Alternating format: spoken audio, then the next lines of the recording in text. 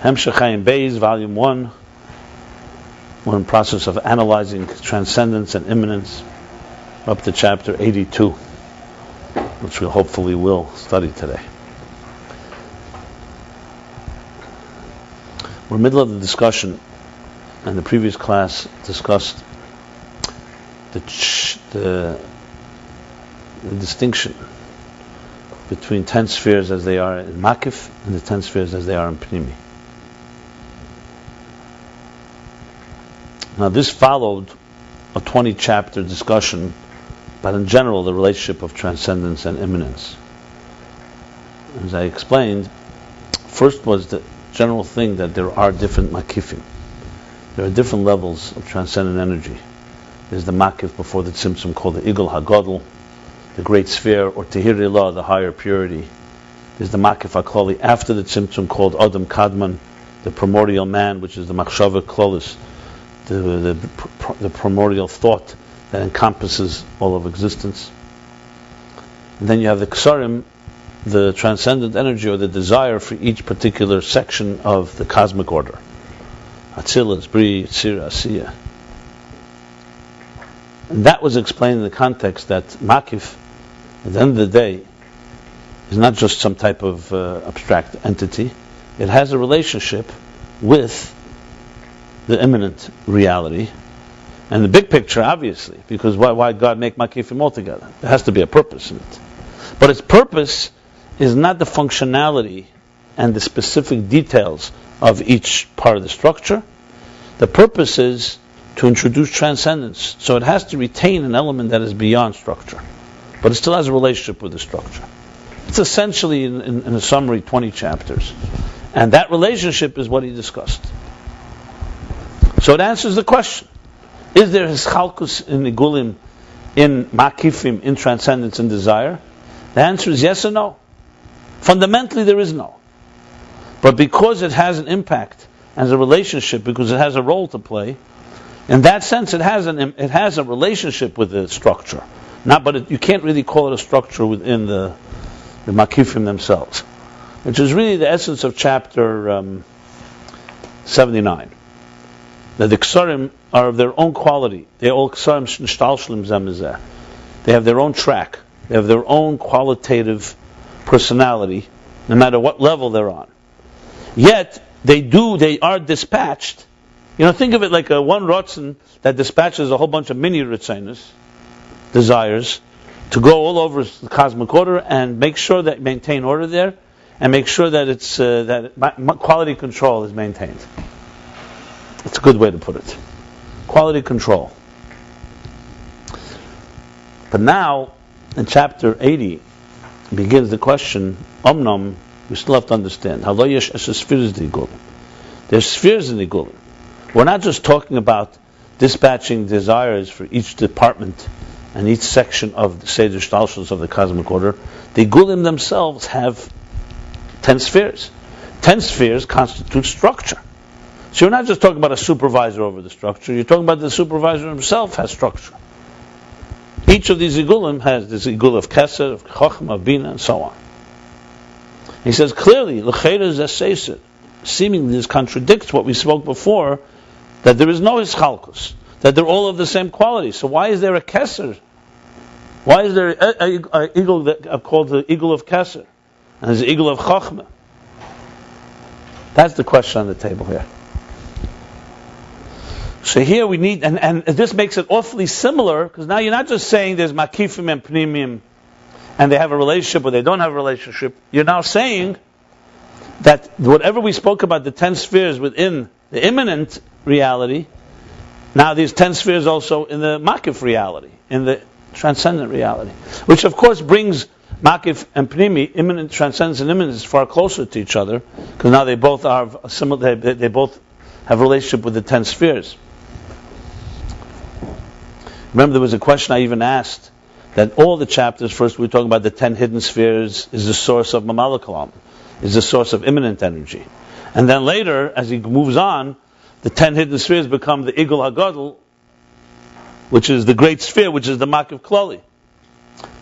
And of course the answer is because within the Bligvul within the infinite, which is the source of Seviv Klam, the source of all the Makifim, within that arose desire for a structure. Shir atzmi b'keich, he says, the Er HaBligvul estimated within itself and allocated within itself. So the truth is, the immanent structure is really an allocation from the infinite, unlimited possibilities. The artist that has so many possibilities has now determined within those infinite possibilities there has arisen the desire for a particular possibility. So that's the initial, in the subtle form, it's in the initial, the B'Sheidah Shadishan, in the first root, that's the root of the two energies. So in essence, everything originates in the transcendent. Remember, from a divine and atzmi's perspective, there's no transcendence, it's reality. Transcendence is only a word that is relative to those that are not transcendent. You know, when you're on the level of makif, you don't see yourself as makif, you see yourself as reality. You're closer to the truth. It's only when we're in the pnimi, that's where you have this relationship. Okay, so now we've established that there are 10 spheres in the makifim. So here he goes into the explanation that these 10 spheres are really only a matter of quantity. It's how much energy is flowing from each particular makif.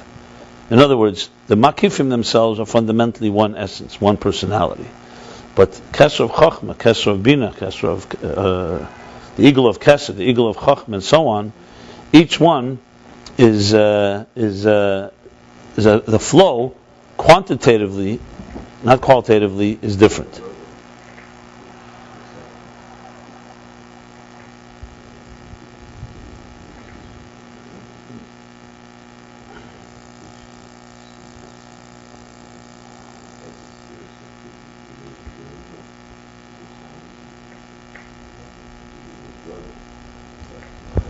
So the words he uses here, like you said, Mashenga Baratzim Basin Emuhus Acher, Emuhus Acher, Shekir Eagle Elyon, the Eagle Tachten, when it's called a higher Eagle Elyon, Ein Zeh Shehem B'chinas Maya Lamatam Ba'etzem Muhusim Madrigosim, doesn't mean that they're fundamentally structured in a hierarchy. Kim B'chinas Ha'er V'Hagili Shebigal Elyon Meir Er B'Yeser, that the energy that flows from the higher eagle, it radiates with more intensity than from a lower one. So basically, the distinction is only on a level of reflection, not a fundamental different level one to the next. And then he went into saying that the truth is any type of flow that is based on quantity does not define real infrastructure, real hischalkus. The real distinction between spheres, Chachma, Bina, and so on, is their qualitative difference, not their quantitative one. Because quantitative is just a matter of concealed and revealed, and even in the state that's a lower state, within it lies concealed all that will come later. That was one point. And another point was that even on that level of quantity, there's a difference of how it functions on the immanent levels of energy than it is on the transcendent levels. And that is that because immanent energy is all about being revealed, all about being manifest in a structure, so therefore, when it's less revelation, it's a weakened state. Whereas in the makif, in the transcendent, even when there's less revelation, it's not weaker in intensity. It still has the same intensity and same quality of makif that the transcendent has.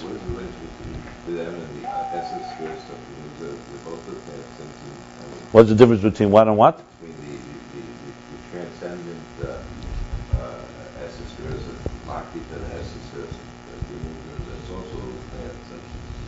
We're not talking about Lifnei Tzimtzum here. The Eitz Chaim is talking about after the Tzimtzum.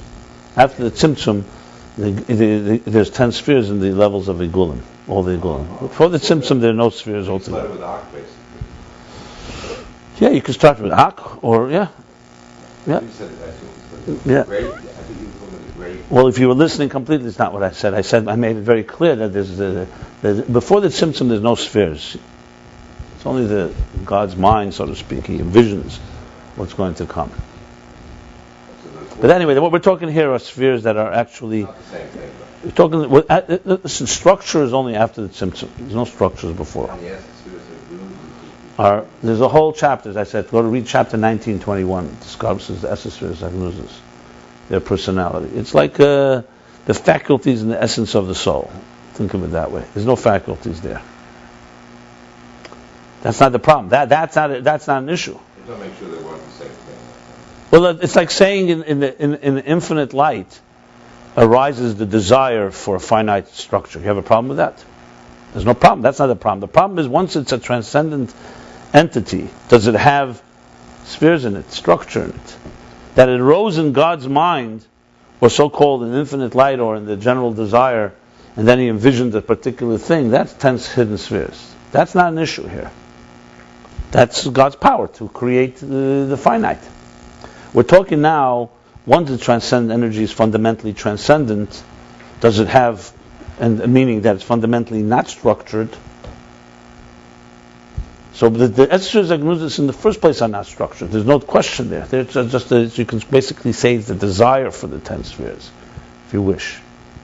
Here you're talking about actual spheres in this. There is a difference in the Kesser of the eagle of Kesser, the eagle of Chachma. It's not just a potential thing. Because you're talking now a structural level. You're talking about igulim. They're actually igulim. You understand what I'm saying? Maybe this needs to be explained. Let me explain this further. When we say there's a desire for Atzilus, or a Kesser for Atzilus, or Kesser for Bria, we're not talking about the same thing. Let's talk before 10 spheres. You're not talking about, you could say, what's the difference in Kesser of Atzilus and the way it's envisioned before the Tzimtzum? There's a major difference. Before the Tzimtzum, if you don't have a Tzimtzum, nothing's going to happen. Because the intensity there is divine presence. Eir Ein Sof. Called it existential godliness, as opposed to the non-existential. And when that's there, it's just impossible for anything else to emerge. At least in our logical system, as we understand it. So there, yes, you can call it a makiv klali once it becomes the eagle of God in the sense that it has an impact on existence. But that state alone, without a profound concealment and quantum leap of a black hole called the Tzimtzum, you don't have a reality, an independent. In other words, that you and I can sit here and talk and feel that we're an independent entity. That would not be possible in the state of before the Tzimtzum. Before the Tzimtzum, the waters cover the sea, basically. It's like complete seamlessness. But because God wants a relationship with us, in that state, there's also elements that become the root of what's going to come after the Tzimtzum, and we could retrace it. But that would be like going into the soul of the artist and trying to have a relationship. You're not going to have a relationship. Your relationship has to be with a piece of art.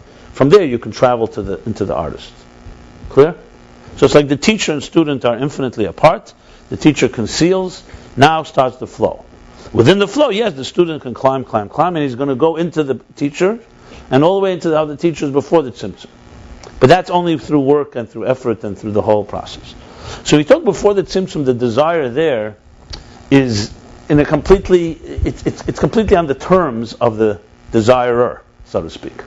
What dominates there is the Baal HaRatzon, not the Ratzon. Even though he has already a desire and it's on all the levels that we spoke about. That's how Esser spheres are there. That's how everything is there. Then comes a Tzimtzum. That's the critical thing. A Tzimtzum changes everything. Tzimtzum conceals that whole reality. Now, a structure starts to emerge. It's a very subtle structure. Doesn't have kalim yet. Whatever. I'm not getting those. But now a seed has been planted. Seed, as we know, a seed is not yet a tree. It's not full blown. But Bereshis bara Elokim es hashamayim v'saaretz has happened. That's the key. A Bereshis bara happened. However, whatever form or state it is. Huh? Sometimes Cheshach Pnei Seim is the Tzimtzum. Sometimes Bereshis bara Elokim is the Tzimtzum. It depends how you interpret this in different ways. You could also Teishvu, or it's a Teishvu Veyu. We're talking already Teishvu. And Cheshach Pnei Seim is the Cheshach of the world of Teishvu. Depends how you touch the psukim. You can touch it in many different ways. And Vahi sometimes is the kav. Sometimes Vahi is tikkun. Is the Amel Matzilus. It depends how you how you read the psukim. It's definitely talking about those levels up there, for sure. It's the only way to understand the whole thing. There's no way to understand the first psukim of Chumash without Chassidus and Kabbalah. No way. I mean, the whole thing sounds ridiculous. Why would God darkness, light, tell you what does this mean? Yeah, exactly. The whole thing is So no, the point anyway. So go back 1 second. So good, I'm glad I'm explaining this because I think it's critical to go back to the whole thing. So Lifnei Tzimtzum is a different type of. Now the Tzimtzum has created the space, so to speak, for a structure to emerge. If you want to know how that structure stands before the Tzimtzum, we discussed this at length, and it's all from the perspective of the artist. So let's not talk about that. Now the question is, what happens now after the Tzimtzum? So we know after the Tzimtzum, we know there's immanent energy, obviously, because there's a kav.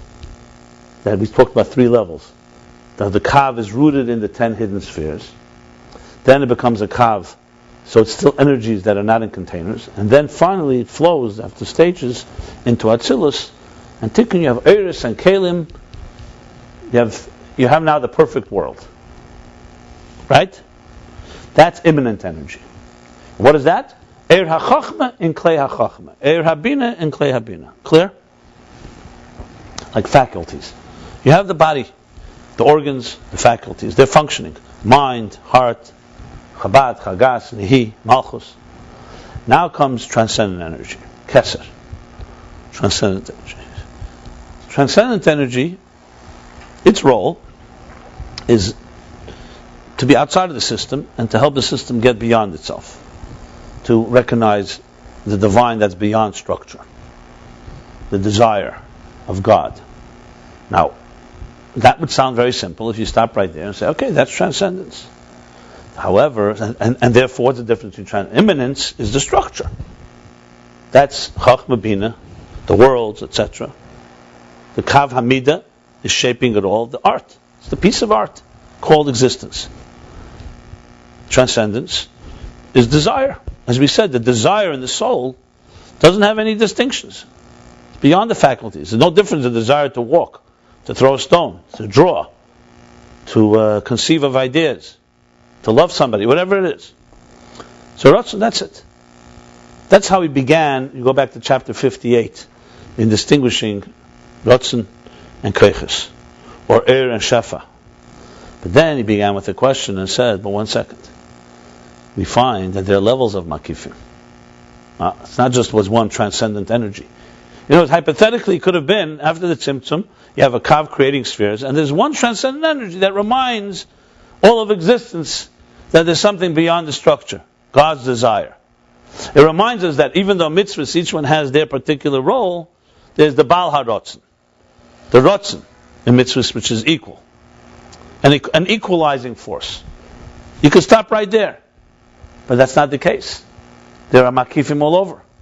There's a makif kloli, and there's makifim pratim, and there's the makif before the tzimtzum, the igul hagadol, and there's the makif after the tzimtzum, the ak, and there's the keser of atzilus, and bri, yitzir, and asiya. So I'm literally repeating the words that he asked.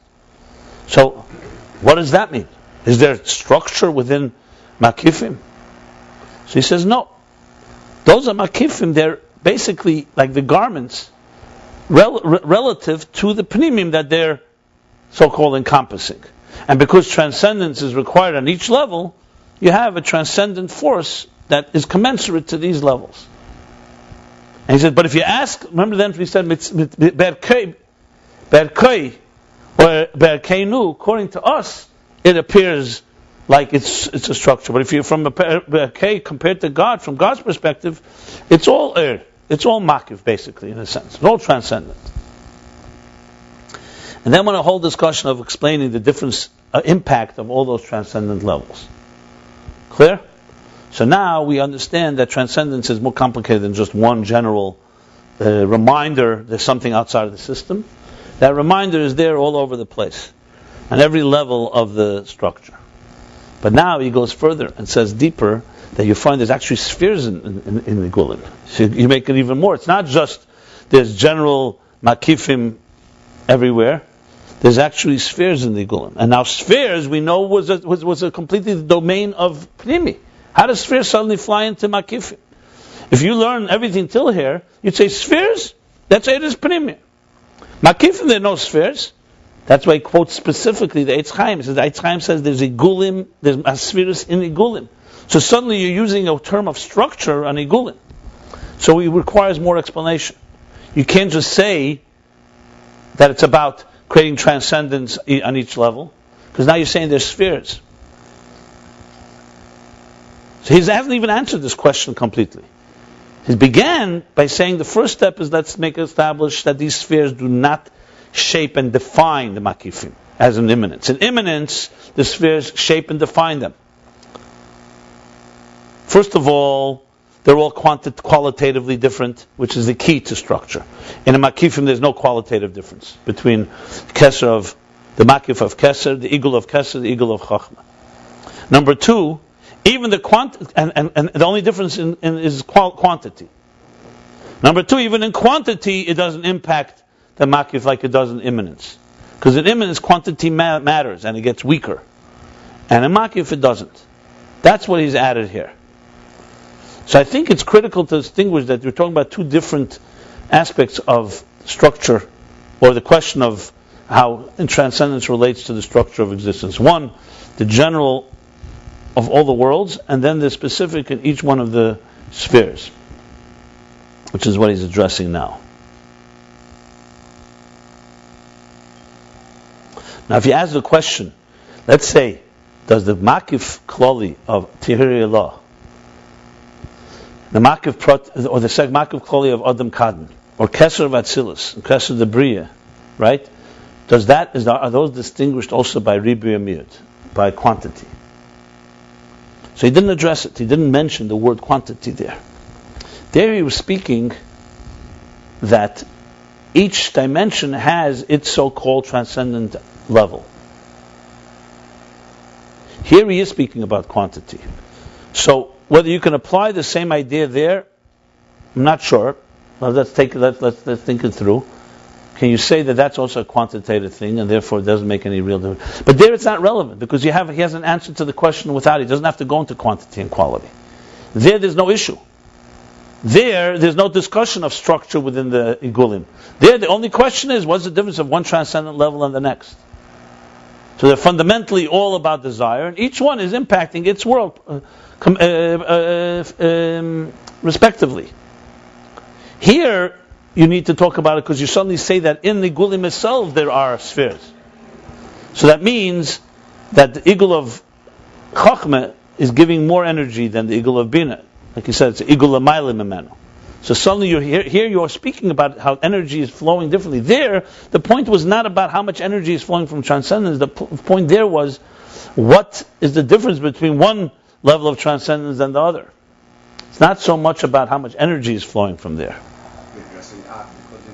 Yeah, like the Keser of Atzilus and Keser of Bria. There he said the makif of, let's say, Avadenu Zenu gives the souls the power of the hidden love, Usa Deliba. The Keser of Sumiz Gavenu gives the souls of Bria the power to conceptualize, the power that they work with their minds. He didn't talk about is it more or less energy coming from them. Now, if you say there's more or less, there's probably more or less also coming there, but it wasn't relevant to the discussion. Here, once you're talking in spheres, you're talking about different levels of energy, which is why he elaborated at length, and he said that Chachma Bina has less energy than Chachma does, right? But Bina can climb the ladder. If you're talking on quantity, you can climb to the point of being very close to Chachma. Huh? Right. So basically, in other words, whereas in Makifim, they don't need to do that. Makifim are of one quality.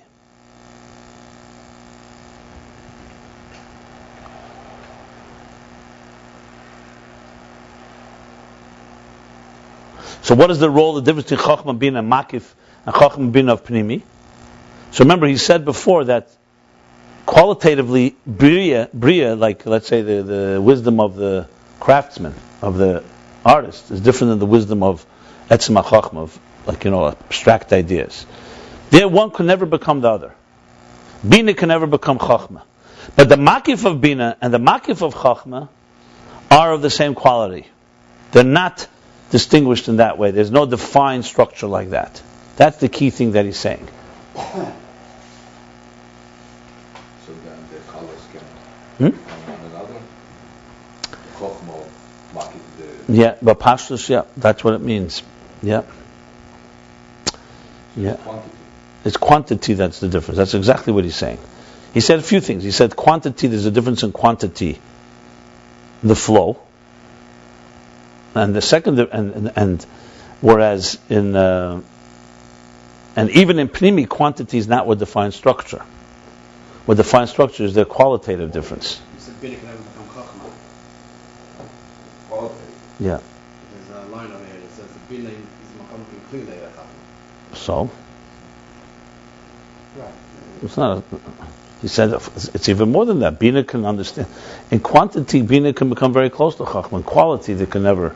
There's something. This we just discussed. This right here in chapter.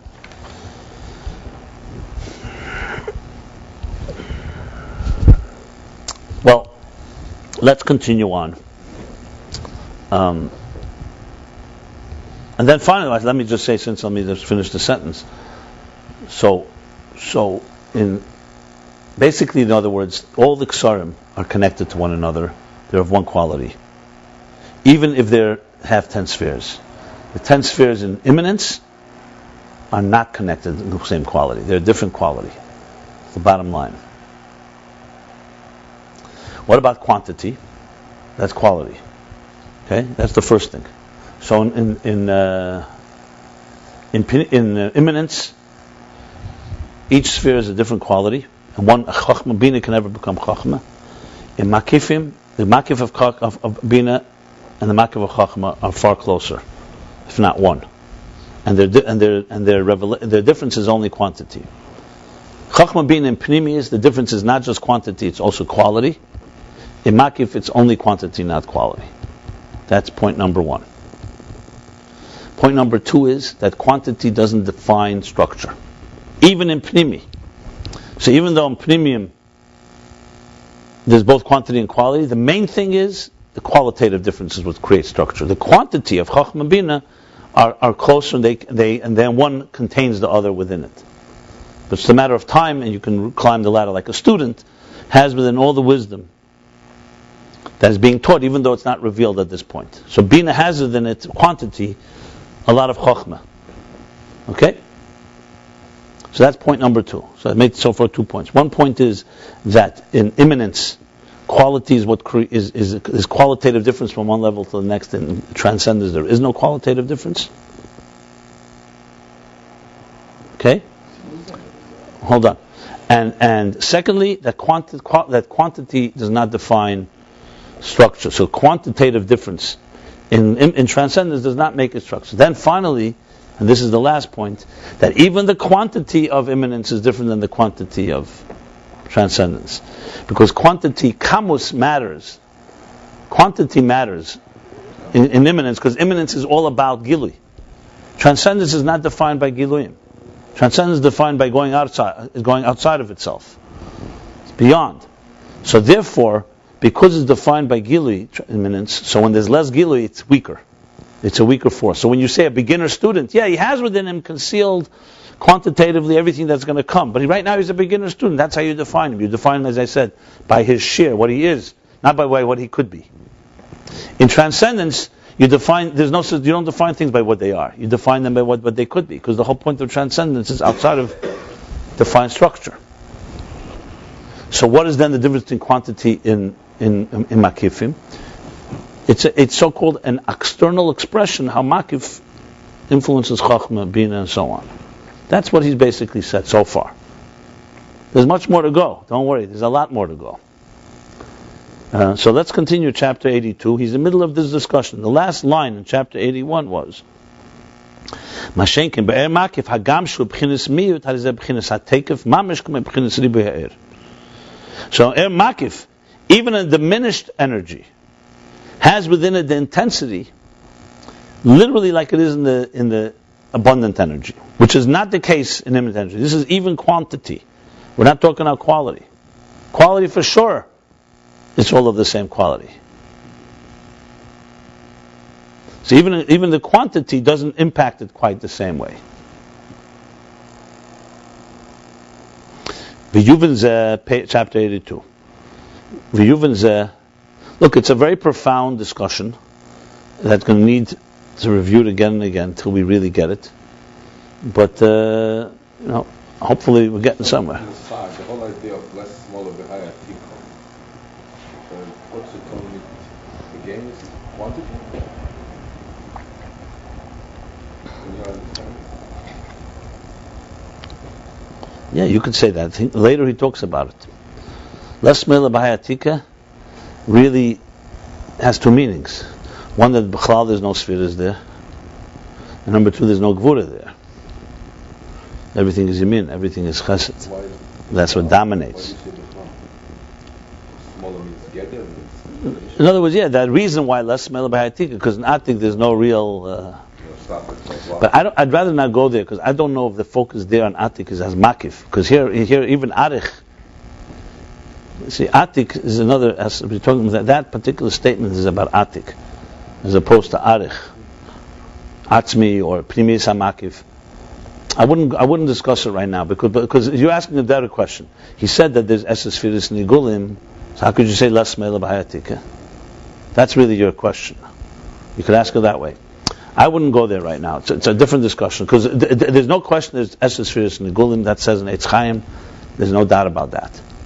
So that's, you can't argue about that. The question is what it means. What does it mean? I don't think we should jump to the gun to try to conclude this right now. This is a discussion that he's in the middle of, that I believe right now is going to go another 15, 20 chapters to understand it, by the way. The whole discussion that he begins with spheres, the three meanings of sphera, mispur, sipur, and sapir, is all to explain this. I think in makif, sphera is going to be expression of the divine, and in primi, sphere is expression of the divine's interest, the objective. No, spheres themselves have two different meanings. That's what's going to probably become apparent. But we're not there yet, slowly. This is a slow process. Right now, we're in the process of trying to understand how there can be different levels of quantity, but one level of quality. That's what's going on here. I think I go back to what I said yesterday. I think it's vital. You have to think about it from a perspective of avodah, not askola. Mathematically, it'd be far harder to understand this, because mathematically it's very hard to explain. But avodah, I think about it from a avodah point of view. It's very obvious. Immanence is the system. So you can climb in chesed, love, your love to an individual, can climb from Yesiyah to Yetzirah to Bria to Atzilus, and what you'll find is the pure chesed of Atzilus, whether it's Ava L'Shma, whether it's Ava She'ein Tluya B'Davar, however you explain it, you have a pure state of chesed. But you don't have transcendence necessarily. You have what God wants you to do with your chesed. Be giving, be tzedakah, and so on. You're not going to go out of your hagbolas. Let's put it this way. Yeah, you're not going to go out. It's going to be b'chol levavcha, b'chol nafshecha, not b'chol meidecha. Okay? How do you get to b'chol meidecha? B'chol meidecha requires a transcendent dimension. That you recognize that God is not defined by chesed. Because you stop there, you came to, okay, I've gotten to my point where I found out that God is the perfect chesed, He's the perfect gvura, perfect l'cha Hashem agdula gvura tiferes, netzach hahed. Very nice. So your structure is now a divine structure. But is God defined by the structure? No. So you want to go to Bligvul, you want Simchas Torah, you need to now realize there's a transcendent, there's Eir Ha, there's Hamakif, there's the eagle of Chesed. So the eagle of Chesed. But then the question is the eagle of Chesed different than the eagle of Chochmah? That's the real question. So you see, when you think from an Aveda point of view, it becomes far more clearer what the question is and also what the answer is. So on one hand, you're now no longer Chesed, you're the Makif of Chesed, transcendence of Chesed. But on the other hand, all these Makifim are connected to each other. How does that work? That's why we're having a difficulty, because by us, we can understand structure, we can understand beyond structure. But how do you have structure within beyond structure? That's really the question on the table. How could you say spheres in a level of igulim? Igulim, you just told me, is beyond structure. So what are you putting? How are you posing structure into beyond structure? But this is critical for the interface. Because you eliminate, let's say there would only be one makif in Atzilus called Keser, and there was no eagle of Chochmah, and no eagle of Bina, and no eagle of Chesed and Gvura and Tiferes. What you would have is, the only way you can get to the transcendence is to shed your Chesed personality. which would mean it has to compromise your individuality. That's why it's insufficient. By saying that there's Esses, Sfiris, and Nigulim, we're really giving us an opportunity that through your personality and remaining an individual, with your unique chesed, you also can reach transcendence without. In other words, your chol meidecha, my chol meidecha are not the same. Because there's a makif of chesed. If there was only one makif, it would be called, you basically say, you know what, okay, now I'm doing my aved, my work in keches primim, and now I'm going to my keches atzmim, and my keches primim can't enter there, because there's one makif. The Eibishter says, no, I want you to come into makif with your chesed, with your gvura, with your teferes, and so on. That's the key thing that he's trying to explain here. How makif can speak to pnimi in a very individualistic way. I can give you a lot of examples. You want nafkamina, bapel? Yeah, like when you explain the immanent, I understood what you said. You basically get into this level of the whole nafsh, where your love is. Let's look for halacha. I'll give you 1 second. I'm looking for halacha, but my benayu and halacha. Okay. So we have the expression kol ha'esik b'mitzvah poter min ha'mitzvah, right? So the Ragged Chachsidus brings also, because all the mitzvahs are all ratzon elyon, so when you're doing this mitzvah, you're poter from another mitzvah because you're right now doing what the Eibishter wants you to do. But it says command the oved lo yamrina, right? It still doesn't mean right exactly the story with Rabbi Menuna Saba, that even though he went for achnasas kala, which is deicha, the mitzvah of what's the din there? What's the avois hames? What's the din there with Ramun of Saba, that he went, that the Yenuka, the child, was able to smell Berech L'Vushaychu, that there was missing a mitzvah. The Zohar brings, because he was being basic in Achnasas Kala, so he was missing a different mitzvah. I forgot what it was. So Al Pi Halach, he did the right thing. He had to do that. He had to do that other mitzvah. And Nachmer, it says that mitzvah encompasses this mitzvah. It's not just you're missing it. Potem in a mitzvah doesn't mean it overrides it. But he was still able to sense that he didn't have the bitter of that mitzvah. That means, if you makifim, we're not makifim of each level, you could say no. Once you hit Bal HaRatzon, why? You're missing nothing. You're missing nothing. The answer is no. The Eibishter wants that the makif should enter the pnimius. You understand what I'm saying? Okay. In other words, he doesn't just want you to shed your distinctions for the Ein Sof, for infinite experience. He wants you to come with your personality, and he wants that each individual mitzvah be part of the entering into transcendence, and that's only possible. There's a makif for each level. But how is it possible in the Mitzias reality when you have to be mevater on something in order to do something else? Excellent question. So you need both. That's the whole point. That's the point what Chassidus says with the Reichel V'Shaycha. What he did was right, correctly, but in some way he needs to still go back and take. Is a tikkun or another way you replace it. The point is, yeah. But you cannot do it because if we're talking about makif, then you're absolutely right. Of course. Let's speak this way. I spoke about it yesterday at length. When you're busy on Pesach, doing the birudim, the yichudim of Pesach, you're not doing the yichudim of Sukkos. Clear? But it's the shad. It's the gate through which everything elevates in Pesach. But you can't say, I got everything on Pesach, now comes Sukkos. You have to do the Aved of Sukkos. Correct? So clearly, because we live in a world of structure, so everything has its shir, has its zman, and its mokim. That's the whole point. Mitzvahs is in zman and mokim. No question about it. There are some mitzvahs. This is actually the reason why there's some mitzvahs that are tluyas b'zman u'mokim, and there's some mitzvahs not. Huh? Yeah. Why? It says this. Why? Because you need a refinement on both levels. You need to refine time and its structure. So there's the mitzvahs, Sman Grama, and so on that are connected to. And then you need to have a reminder that there's something beyond time. So you have mitzvahs that are of that nature. Torah is sometimes called, it says mitzvahs is magina only when you're doing it, and Torah is magina all the time. Protects you all the time, because Torah is l'mayel mizman really. That's why the mitzvah is all the time. Mitzvah is when the mitzvah is responsible for the mitzvah. In other words, you need to be refining the immanent and also elevating to the makif. And they're constantly working with each other.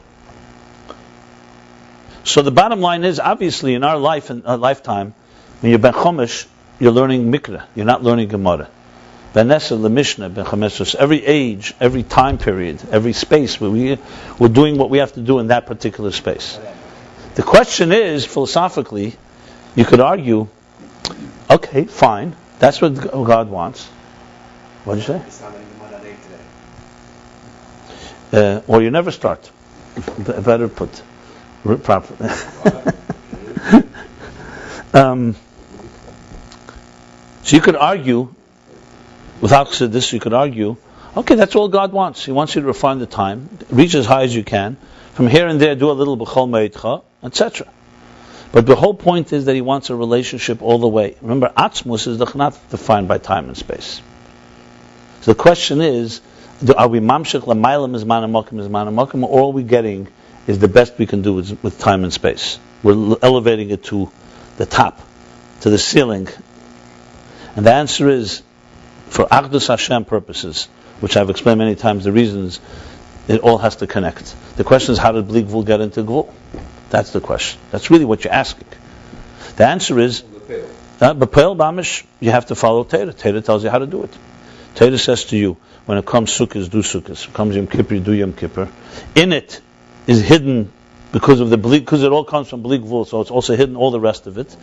The other stuff you get when it comes each time you do it. If you do the whole year according to Torah, you follow my rules, and you also have Aved l'mayla metam v'das, the Kabbalah sale that we're talking about, and so on. This gives you the tools to climb from Bli Gvul. Bli Gvul and Gvul meet. Remember, at the end of the day, in Atzmus, they're b'chlal not even two things. Even in Eid Ein Sof, they're coming from one place, so they easily interact with each other. In our reality, they seem like contradictions. That's what the question is. How do contradictions in our... But remember, in their source, they're not contradictions. The problem is, you don't want it to be on the terms of the source. God doesn't want it to be done in His terms. Of course He can do it. He can in a second make makam ein min amida. But He wants us to get there. So the only way we can get there is to climb the ladder on our terms. When you're a child, quantitatively, as He said here. And there are wormholes. There are actually wormholes that connect from Gvul to Bli Gvul. Now, if you want the logic, you learn Chassidus, and you start realizing. So there's a kesed. A kesed is a wormhole between Gvul of Chesed. The kesed of the igul of Chesed is the wormhole from the immanent structure of Chesed to the Bli Gvul of all the Ksarim. But you can't jump from Chesed to Kesed HaKloli, or to Makiv HaKloli. If you do, you compromise the interface. This is a perfect interface from absolute structure to absolute non-structure. You have to exit Chesed in order to get to Chesed. Exactly. So someone will say, who really cares if I do something by sheer, I'm going anyway to Bli Gvul? That's not the case. No, you can't get there. You can't get to Makam Orden Ein min Amida unless you make a Midah first. That's the point. So, but the Chesed is always there. It's not a jump, it's always there. It's there. The question is whether you're accessing it. Let's put it this way. Let's speak in Aveda a second. You're doing a mitzvah. You're saying Asher Kedushan Mitzvah Vanu L'Tkeya Shefer, right? Is that the motion? L'Shmeya Kel Shefer. I know. L'Shmeya Kel Shefer. 1 second.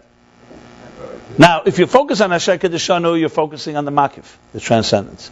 If you're focusing on the Shmeya Kel Shefer, you're focusing on the Pnimi. You need both in there. That's the Tzivana. It's absolutely true. Yeah. So you need to have the Shefer, and that's leading you to Tzivanu, which connects it to all the other Tzivanus. That's what it comes down to.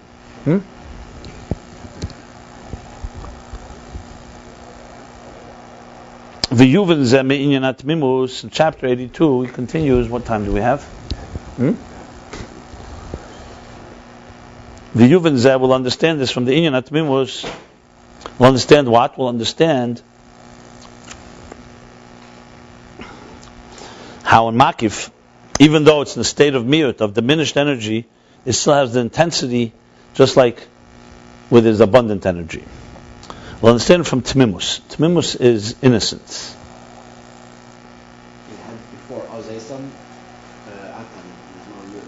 He said, "K'mekfish is by the common." Yeah, that's what he said. That's what he's going to discuss now. What was the lashon there? Yeah. Right here. Aleph Tom, yeah, you do be in Oz Esam. Yeah. So that's what it is. That's the Temimus. That's why it's found in the Temimus. Yeah, I know, that's what he said, Kamosh is bored, yeah, I understand. But Oz Esam is a posuk? Oz Esam is from Temimus. What does Esam mean? Now I'll feel complete. Oh, from the word Tom. Aleph Tom, he said. The Tomim b'maisav, Basi b'pil magir b'chinas Aleph shazor, Temimus arotz and Poshet. But over there, it says with the Yud, Esam, Aleph Yud. Here he's not using Yud. So we'll understand this from the union of Temimus. Temimus means, you can define it as wholesome, you can define it as innocence, as pure, as complete. It's really wholesome. Ish Tom Yeshiv Aholim. But sometimes you say Temimus means a person just has an innocence. It's up to them. The Temimus is that's innocence. Yeah. Yeah. You should just go the straight path. Don't go, be honest, so to speak. Let's see how the Yidua the Ikerin at Temimus u'benekudas haratzon. It's known the primary thing of Temimus is the nekudas haratzon shemetzam hanefesh l'mal mitam v'das. It's in the point of the desire, in the essence of the soul that's supra-rational.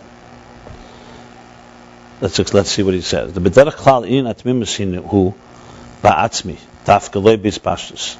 Because in general, Temimus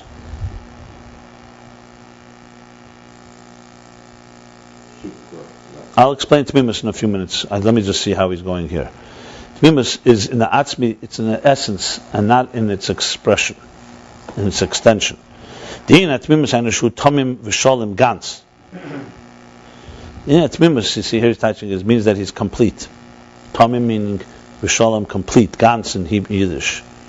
Ve'ena misnaneya anova no. He does not move from here to there. He does not shift. Does not waver. He's unwavering. Shazel ba'atzmi dafke. And that's specifically na atzmi, something that is essential. Because anything that's not essential is changing. It's subject to change. It's subject to wavering. It's subject to fluctuations. An atzmi is always an atzmi. It's always what it is, it is. It does not shift. Like you may find things like people who shift their opinion, whoever they spoke to last. Or other ways. That's never an atzmi. An atzmi is what it is. There's a certain essence, a certain essential truth to this person. So that's what you're going to see. You're not going to see a shifting positions to accommodate, etc., etc. I'm not even talking about in a negative way. Hispashtus, its role is to shift. Its role is to fluctuate. An atzmi does not fluctuate. I want to see how he's going to say it because there's a lot of ways of explaining Temimus. I'm going to give a few stories or examples to really capture it. We talk about the Temimus that the Baal Shem Tov appreciated. The simplicity. Not the simplicity, ignorance. The simplicity of the sincerity. Sincerity is also a very good word. So let's see where he's going with this. But I think this is going to help tremendously. You see clearly using Aveda to explain the Makif, the Eir Makif's role. Because hispashtus, which literally means extension or expansion. Say hispashtus sa'er, etzem ha'er. Remember he spoke about that, etzem ha'er and hispashtus sa'er. That's where, by the way, he also spoke about, that was in chapter 59. I just want to see something. I think it's very relevant. What did he say?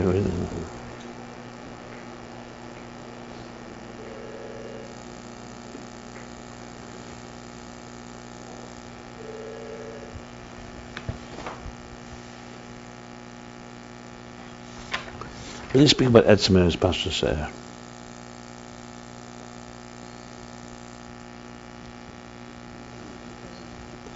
With rotzen, but in atzmi there's no name.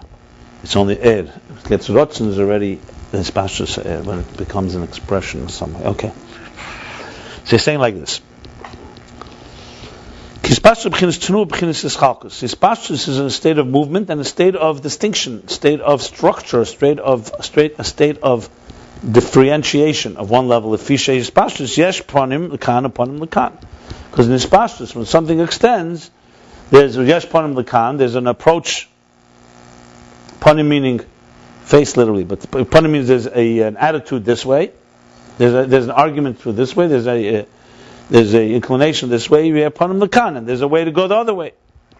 Ava ba'atzmi, but something that is an essential state. Here it says, Psalm 66, he says that it's coming up fluctuated, but that's all the lyrics is basically about it. So it's atzmus, and it's not in the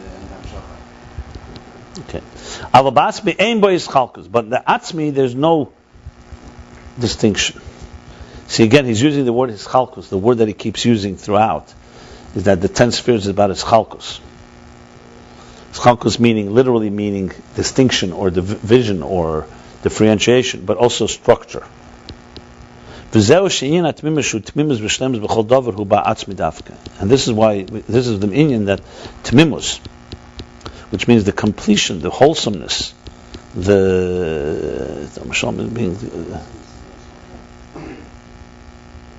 I don't know what wholesome means. You understand? The word wholesome is also up to interpretation. Wholesome. A wholesome person usually in English means a healthy person. He's wholesome. So here, I don't think he means that. Yeah. Temimus is a deeper thing than just wholesome. You're asking technically, you can translate Temimus as wholesome. But when you say, for example, Ish Tom Yoshev Aholim, that he was wholesome, meaning he's healthy, and Esav was not, it's much more than wholesome in Havana for sure. I'm going to explain it, but definitely Temimus here is the Kudus Aratzon is. Yeah, but it's even deeper than that. Let's finish reading because he's saying different things here about Tom. He said Tom B'Shalom Gans.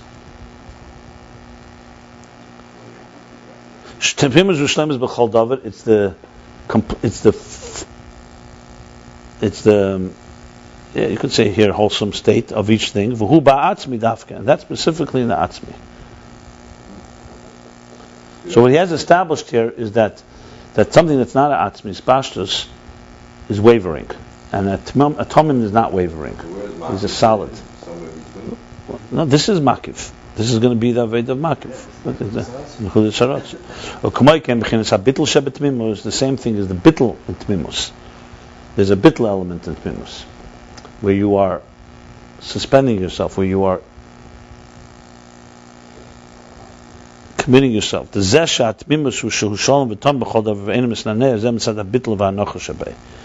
this element, he says in the parentheses, that tmimus is a completeness and a wholesomeness in everything, and that he's not shifting and not wavering, that comes because of the bittul and anocha shabei, because of his aveklek, because of his conviction or commitment to it, and his total dedication to it. That's why he's this way. In other words, what is the root? What causes someone to be wavering, someone not? The person who has bittul and anocha is completely committed to a particular principle. What does he say? Groucho Marx said. He said, I have my principles. I'm going to say, he was challenged, he says, if you don't like them, I have other principles. That's not a tumah. Someone that has bittul to a conviction, let's say you're convicted, you're committed to a particular standard and quality and principles, it's unshifted. So it's the bittul that causes the unwavering element. Because you could argue in this world, material world, everything is wavering. The weather changes, so our moods change, and our opinions change, and our principles change. So where do we get this type of unwavering commitment? So he's saying that comes from bittul and anocha. The bittul is the commitment, is the giving of yourself, and anocha is this conviction. And this is the etzem nekudas haratzon. It's in the essence of the point of the spark of the desire that's supra-rational. This is what it says. You shall be complete. You shall be innocent. You shall be wholesome. You shall be pure. I mean, all these words are accurate. Sincere. With God. And the Gemara says in Psachim 113:2b, Menayin she'ein shelim b'chlidayim. How do we know we don't ask? These are like what do they call sorcerers? No, chaldayim is going to chaldayim is one of the. It's Chaldayim, it's a nation. That was like that were few fortune tellers. Magic. Yeah. You got the gift from Abraham. Chaldeans, they're called Chaldeans, yeah. And you don't call as them because they were like fortune tellers, psychics and stuff like that. So plus the Gemara says, how do you know you don't go and ask them? In other words, Shayla meaning consulting them, advising them. Shenema Tom Tia, because it says Tom Tia. You should be innocent, pure with God. Not go these any strange or complicated, Upirish Rashi Tom Tia li is beteach b'chol keres v'nilus habayis l'cha. Rashi interprets, you should be beteach, you should trust in all the events, in all the keres, all the happenings, everything that happens, all the occurrences, v'nilus, and that are meaning birthings, but it literally means all the consequences, all the keres v'nilus is an expression meaning all the occurrences and all the all the consequences habayis l'cha that will come, that will transpire in your life, that will come in your way. What does that mean? Rashi. What does Rashi mean? What are you believing in the occurrences? You're not believing in the occurrences. You're believing, in other words, in Hashem, who leads you in these paths. And you shouldn't go find all kinds of tachbelas, there's all kinds of kunst and all kinds of mechanisms, machinations, eschakmus, and shrewdness, or being too smart. That does not think it means deceitfulness. It's chakmus, being too much of a chacham, being too smart for your own good, basically. You say it, chakmus. You say it, kim levteich b'Hashem, but rather to trust in God.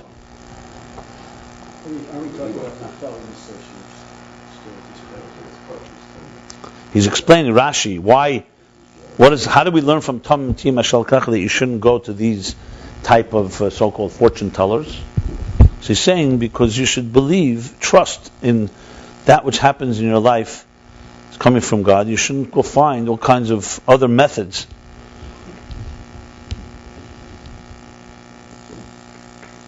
Simply put, it means like this: if something, God forbid, happens that's negative, you have to deal with it, be responsible. Something positive, to go and try to be smarter and figure out what's going to happen to me in the future, and what could I do about it, and stuff like that, is not a straight path. And this itself has two ways. One is that he creates a container for the blessings of God. Like it says, God will bless you b'chol everything you do. What does that mean? Is kli. You need the tasa. You need to do something. You need to create a container. But you should not consider the keli, the container, the primary force of the bracha. That's not the blessing. And shouldn't invest his mind and heart in it. In other words, he should realize the blessings come from God. You need to create a container, so you create a container. But you don't make the means the end.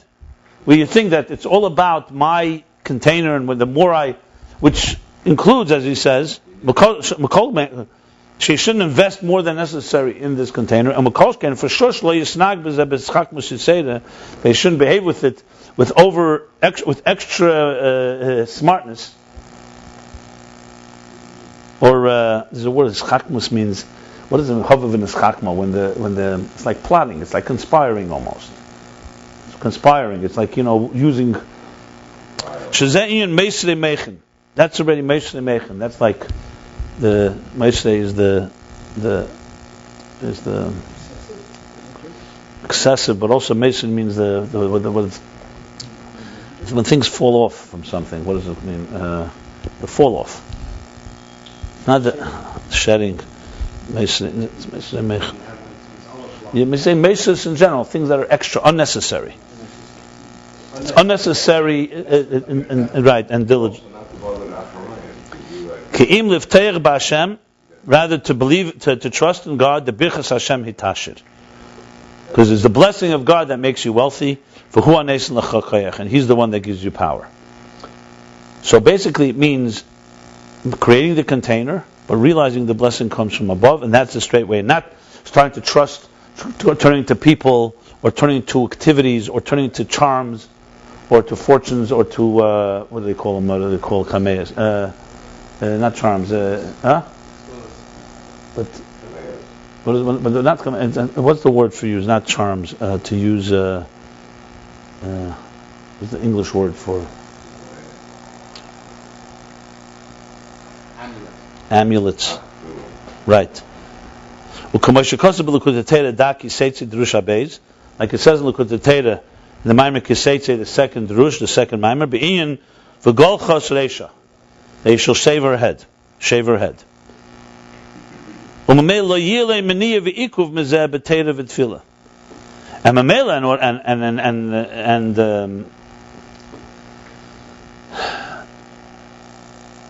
and Mamela means automatically, but here means Mamela, and naturally.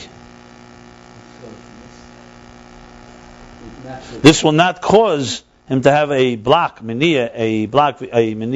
obstacle and resistance in his Torah and his tefillah, because focusing there is taking him away from where he's supposed to be focusing. Looks like the Rebbe Rashab is speaking to some people here individually. Because also business people are responsible, obligated to learn Torah. At least one chapter in the morning, one chapter in the evening, and praying in time. And when you trust God that He's the one that gives you power and strength, you will not have any obstacles and any resistance or blockages. Meniya means something holding you back, and v'ikuv is like Meniya is more psychological. Ikuv sounds like a physical thing in your way, an object. Restraint and obstruction. Yeah, restraints and obstruction. That's a good translation. Meniya v'ikuv. Okay. Yaakov was in the biggest town. Look what he had to go through. And this is in the state of bittul v'anochas atzmusei, that he suspends himself, subjugates himself, v'anochas atzmusei, and then commits himself. The conviction, v'anochas atzmusei.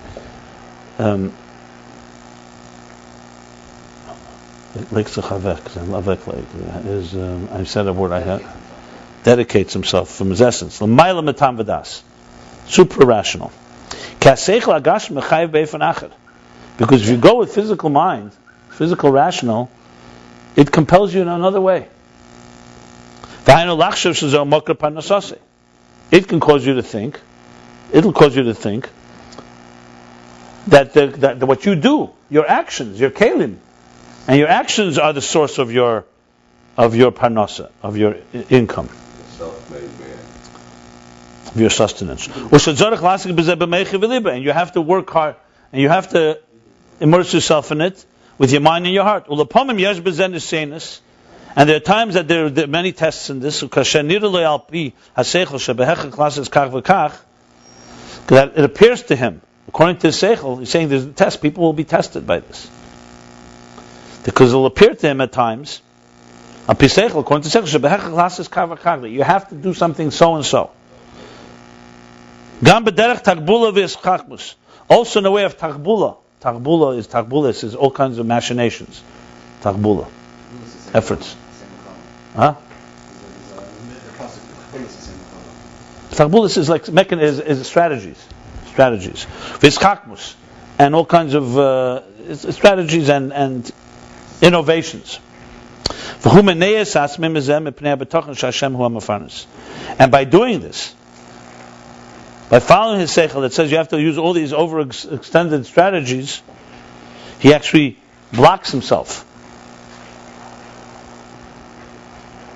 Why? Because the betachon b'Hashem, the real source of parnasa, is from above.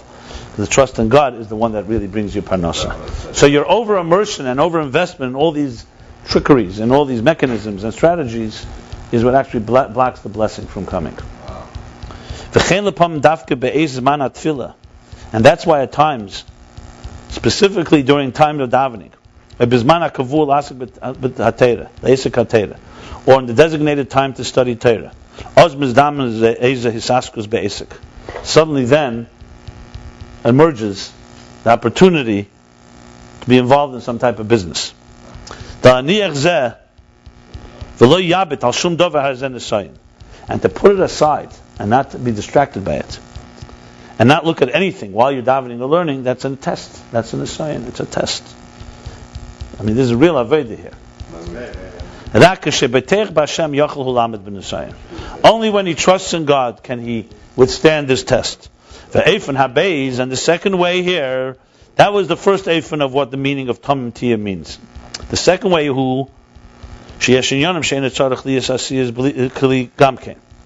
in this first way, you have to make Baruch Hashem L'Kol B'Chol Asher Tasi, you have to make a keli. But the focus should be Tamim Tiyah. Do not think, don't worship this container. Don't worship your business. Don't worship, which is the reason you shouldn't go to these Chaldeans, the Chaldaim, because Tamim Tiyah, God is what blesses you. Why are you going to other people to give you all kinds of amulets or tricks or fortune telling or readings and so on? It means you're investing in the people who are giving you this stuff instead of just trusting, as you said, like Rashi said, just believe and trust in the events and occurrences in your life that this is God led you there and He give you the power to deal with it. Right. And not to become smarter than God, or smarter than the plan here. This is really... The Ayin Beis here, and the second way is that there are things that you don't even need to make a keli at all. Is this didactic, or is this not even playing halacha? I mean, you're in the middle of learning between the 9 and 10, and then there's a big, First of all, based on the halacha, the Gemara and Rashi is halacha. He's explaining up in Nigla these two reasons. Let's see. Oisha keli, or in the parentheses he adds Oisha keli here, or the container is lefi erech kfi tzedech le bahashpa or behayishua mamayla. Or in this second way, that the container is only commensurate to how much he needs for transmission or for a Yeshua, for salvation from above. And look what it says in the Agdoma of Derech Chaim, in the introduction to Derech Chaim from the Mittler Rebbe. In other words, or you don't need a container at all, or a container, minimal container, just what's necessary for what you're looking for the transmission, the blessing, or the Yeshua, the salvation. For Inyan who, and the Inyan of this is the Ksiv Tev Lachzes B'Hashem B'Pteich B'Adam. It says better to have faith and trust in God, Lachses is like B'Tachem, than to trust in man. The question is, the difference in Lachses and B'Tachem? Similar. Is to turn to God. Better to turn to God than trust man. Or mashmin mezeh, and it appears from this, shetev gamkin lifteich ba'adam. From this is mashmin, not that you shouldn't have any trust in man. It's also good to trust. It doesn't say don't trust in man. It just says it's better to trust in God, to turn to God, than to trust in man. So it's mashmin from this that it's also good to trust in man. It actually yesher tev, but it's even better lifteich ba'Hashem, to believe and trust in God. And it's not understood. How can it be good to trust in a human being? God forbid. However, the Inyan is the Ba'adam HaKavana Adam Elyon. It is Pnimim. This is, you trust in Pnimi or Makif. Yeah. The answer is the Ba'adam HaKavana Adam Elyon. When you say Adam, you're not talking about a human being, you're talking about the supernal man. Meaning how God, like the Tselem Elikim, God creates the structure of Adam in the spiritual dimension. Like it says in the Likud on this pasuk. I guess on the Tev Lachzes B'Hashem. V'hainu b'chinas Mamal Kalam, which is the level of Mamal Kalam, immanent energy. And that's what it says. It's even better, however, to trust the Sev of Kalam. This is what we're talking about. The immanent. The immanent is the immanent structure of existence. That's sort of into the Odom Elyon and Ak, and Kalvin Ak is one of the transcendent. Not necessarily. Adam Elyon usually you speak as Atzilus. Right. Atzilus. I don't know, not necessarily. But there's different ways to look at it. You could say Ak is also Sir Adam, depending how you could say it both ways. But that's not what he's saying here. Valkain Eimer Rak Tev Lachzes. That's why it says it's good, meaning it's better to turn to God. He doesn't say, it could have been easily said, don't trust man, trust God. He says, Tev Lachzes. Why? Because you have to have trust also in Adam Elyon, in the immanent energies of existence. Malakam. Like he says there in the qualitative, the Ayin Beis in Aveda. And even physically, it means a person has to behave according to nature. You can't just rely on the miracle. This is a really beautiful way of explaining the whole Mamala Seviv. It's fascinating, actually. This is tremendously going to help. I see now this Paradox is a critical one. But it's even better to turn to Seviv Klaman, to the Hashem that's higher than Adam, of the Adam Elyon. But Inyan who, and the Inyan in this is the Yidua Sheyesh Beis Minei Hanhagas. There are two different types of Hanhagas Mamayla. There are two types of governance from above, Hanhagas. Two tracks. How would you translate Hanhagas Mamayla? Two types of. No, Hanhagas means more than. It could be behavior patterns, but I think Hanhagas means how he rules or governs, or how he runs the show, so to speak. V'hu inyan ilus ha'ilus v'sibus ha'sibus. And that is called ilus ha'ilus and sibus ha'sibus. Ilus ha'ilus means the cause of all causes. Sibus ha'sibus, the sibus ha'sibus, the way it interacts. Okay, we'll see in a moment. The sibus ha'sibus. Ila and siba are two words that are used sometimes redundantly, sometimes separately. Ila means cause and siba means cause. Ila means, but he's going to explain that Ila is a close cause and Siba is a distant cause.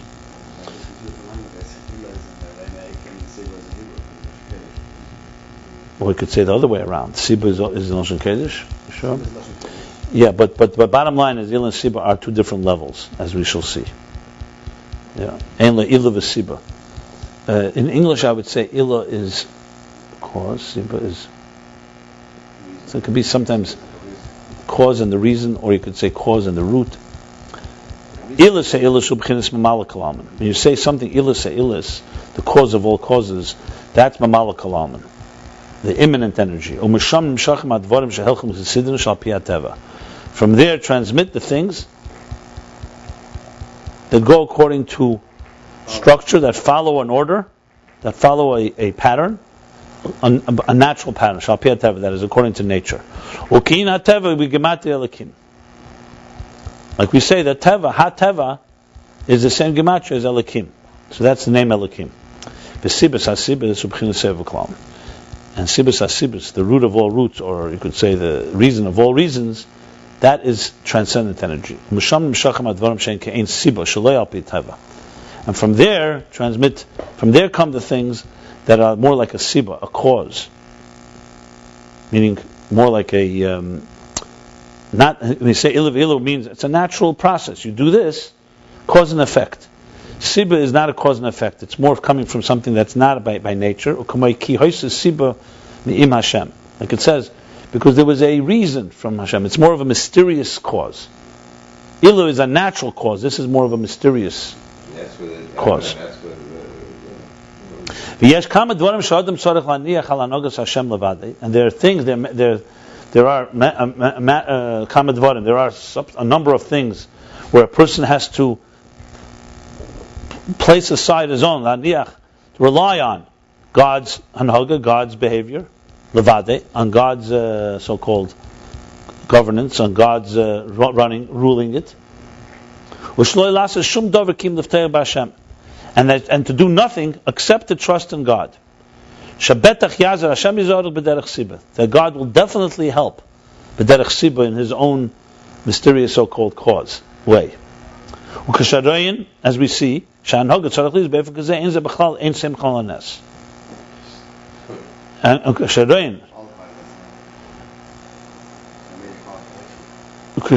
you read this? And when we see that the hanhaga has to be in this way, this is not in the category of when we say don't rely on a miracle. Yeah, because relying on a miracle would be, don't rely on a miracle when you could do something naturally. But when you can't do something naturally, there's nothing left. Yeah. And that's, on this it says Tamitia. What time do we have? What time did we start? Okay, that's well. And this says Tamitia Kilizet Tzarech Temimus Yeser. And this you need to have an additional See, here Temimus is not wholesomeness. Here you need an additional dedication, additional sincerity, purity, it's almost like a straightness, just acceptance. You see here, Temimus, sincerity, purity, spirit. Now, Temimus, the opposite of Temimus, in this context, is someone who's over-shrewd, conniving, planning, strategizing, and it's like relies on all kinds of other things. Temimus sometimes means, the Rebbe said so, that's what we'll do. It's like going the straight path. Call the poshet mailatve. Call the poshet mailatve. Sometimes the simplest approach let's not overthink this or overanalyze it and so on like that. That's what Temimus really means here. So you need to have an extra Temimus in this. Means you have to completely subjugate yourself to something that is higher than what appears to the naked eye, the naked human eye. The seichel anushi ain't mechayev klal shelo la'aseh shum davar. Because seichel anushi, human intellect, is not going to compel you that you shouldn't do anything. Gam b'derech kli, even in a form of a container. It'll say do something. The tzarich liyus is a bittul gadol b'yeser. You need to have an increasing level of bittul, a great commitment, a great subjugation, suspension of self. Shalei la'aseh shum davar rak l'b'teach, not to do anything, only to trust. In that scenario where that's all there is. You see, here's the strange thing, because he said, you see from this Ein Sem Chalanes, so if someone can come and say there is something you can do, clearly he's talking about someone's like saying, God forbid, it's like the Warsaw Uprising or mass, that it's you're becoming smart. He's not talking about a scenario like, for example, where the famous story where the God says the helicopter 3 times. Right. Where you have natural ways. Go to a doctor. Don't stay home and say, I trust God. No, I'm saying, he's not talking about a scenario like that. He's talking about clearly that, let's say, the doctors have given up hope. But somebody who doesn't have God and trusting in God will say, no, we have to do something else. There comes a point, in other words, where there's an in-between place where, where you could start just completely ignoring God and trying things that are not, going to a fortune teller. That would be an example. Actually, that would be an example. No, as long as it's a legitimate approach, Anyway. You have to exhaust all avenues of the right? Yeah. But he's saying there are scenarios. He says, but there are people who even their seichel anushi will not go there. They'll say, so you need bittul shleilas shum davar rak l'ftayach. V'lechein tomim odef mitzadik. That's why a tomim, a wholesome person, is greater. Is tomim odif, is better, is preferable to a tzaddik. Rashi Parshaneach, like Rashi writes in Parshaneach, apostle ke'eschore isi tzaddik.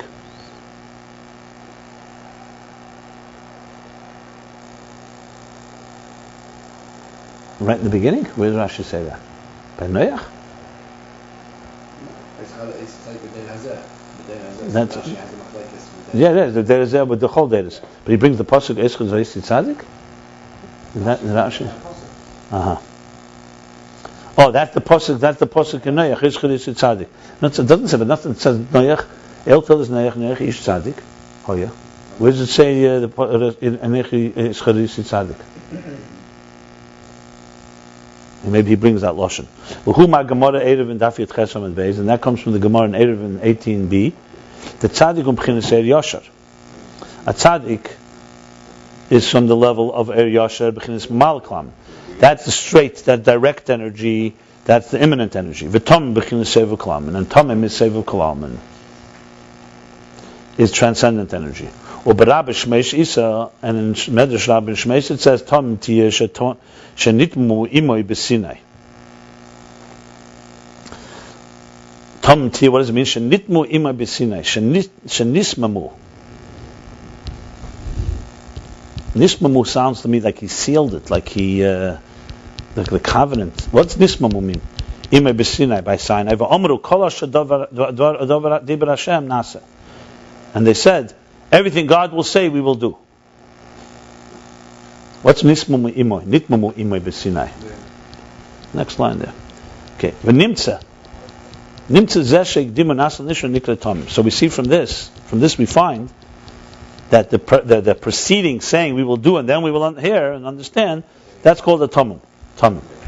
What's nitmamu there? Became Temimus with them. Okay, so they became bonded, but they mean bonded? Yedua shezel bittul shel man metamadas, and it's known that this is a bittul that's a supra-rational bittul, a supra-rational dedication. Does Rashi bring this pasuk? Maybe the end of Bereshit, yeah. And there is also the union of Temimus, of this type of wholesomeness, this type of sincerity that encompasses the whole tzir, the whole structure, the whole structure also of the mind and the heart. He's going even deeper. He's explaining how Temimus is a transcendent energy, and how whatever level it is, it has this qualitative higher dimension that you do not find. So even though it may express itself in different levels, like now he's saying in wisdom, but in each level it has this intensity. What's Temimus and Mechin? This is an example of Sevuv Kalaman, of Igul, of Chachma, of Mechin.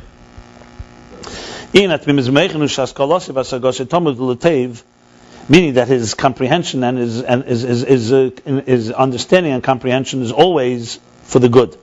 He never thinks otherwise. He's always optimistic. Huh? In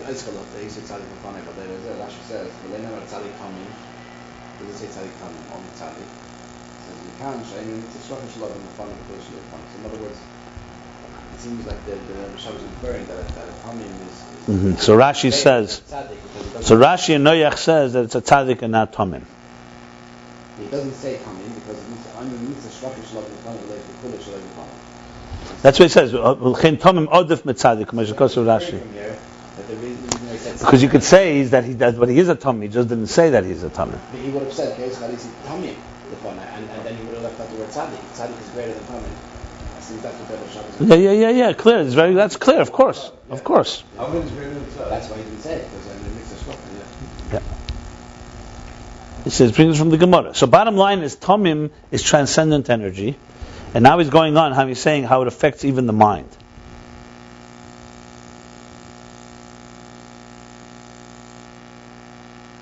I think I skipped the line. Yeah. So we find from this that Temimus is in the essence of this, of the point in the desire in the soul. Supra-rational dedication. Supra. So even though it's rotzen, it's coming from a strong desire, strong connection, dedication to the cause, to the source, but it also can permeate the entire structure of the mind and the heart. So he says, what is it mechin? That when you use your mind, you're always looking for the good. Because you trust in God, so when you use your mind, you're thinking positive. He never thinks, an opposite negative thought never arises in his mind.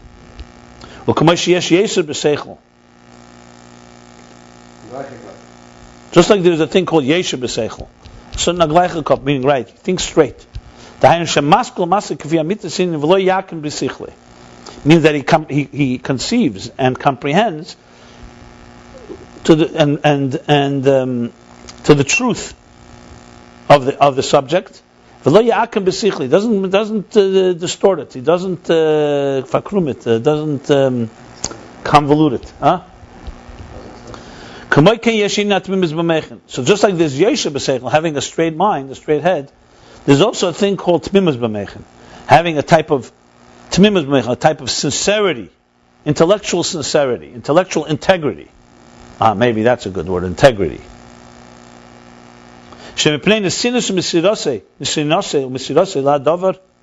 Because of his dedication, his commitment and mesirase and dedication and giving himself over to the thing, meaning to the truth of the matter, haskalosav asagosav, his ideas and his comprehensions, Rudak, Betevas, V'ilui ha'inyan, V'amitis inyan, it's only in the goodness and in the ilui and in the exaltation and the ilui, the supremacy of the subject. V'amitis inyan, and the truth of it. Ve'ena neifulei machshava v'asoga acheret klal. It doesn't fall into any other type of thoughts and comprehension at all. Ubechlal zeh hu gam ken shalei yis'einen le'ilam. And including this is someone who never lies, never cheats, never.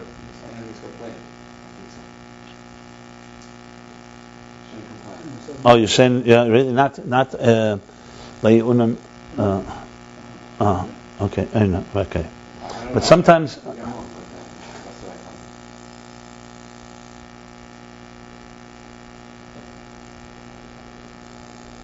Maybe you're right. And including this is someone that never complains. The ina is saying this because complaining because complaining comes because his mind compels him in a different way, and therefore he complains why he doesn't have it. I thought it meant first that he deceives. They were complainers, right? Sometimes the ainin, what is the meaning there? What is their meaning there? Okay, so let's stand corrected. So Tomim B'Sichle, in other words, there's a certain type of conviction there. He doesn't let his mind and his own interests just sway him. And a person who's sincere, integrity in his mind, does not complain at all, ever, because he doesn't think in any other way.